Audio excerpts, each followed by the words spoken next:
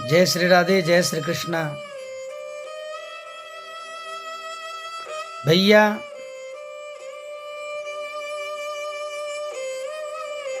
ये आतुरता कैसी है। जिस सुदामा जी को भगवान का दर्शन करने की इच्छा थी, उस सुदामा को सुशीला ने प्रेरित करके भगवान के सामने भेजा। जाओ ना, अरे जाने से कुछ ना कुछ जरूर दे देंगे।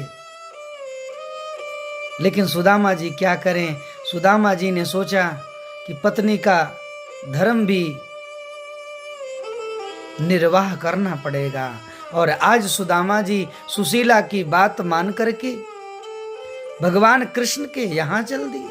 कुछ लोगों को तो लगता है प्यारे कि सुदामा जी तो धन की इच्छा से गए। नहीं प्यारे, सुदामा को केवल दर्शन की इच्छा थी, सो सुदामा दर्शन करने के मात्र से गए थे। और सुशीला को धन की इच्छा थी, तो सुशीला को भगवान ने स्वतः धन दे दिया। एक सच्चा मित्र होगा ना, तो एक सच्चे मित्र को हर समय धैर्य बधाएगा।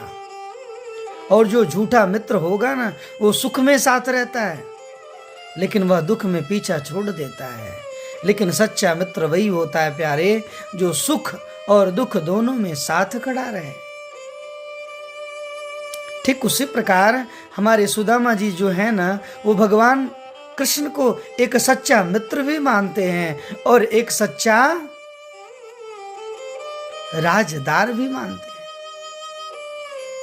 सुदामा भगवान से कुछ नहीं छिपाते, सबसे छिपाते हैं, लेकिन उस परमात्मा से कुछ नहीं छिपाते, क्योंकि वो सब कुछ जानता है।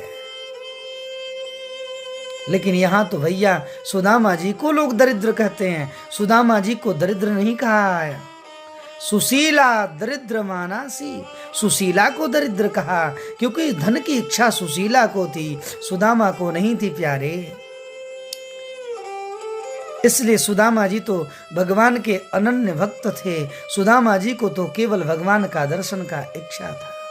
सो भगवान का दर्शन पाते ही सुदामा जी गदगद हो गए, भाव विभोर हो गए और परमात्मा में इतने लीन हो गए कि सुदामा जी को पता ही नहीं था कि हम अपने राज्य में हैं कि परमात्मा के राज्य में। ऐसे हमारे सुदामा जी उदारता वाले ब्राह्मण हैं। जय श्री राधे, जय श्री कृष्णा।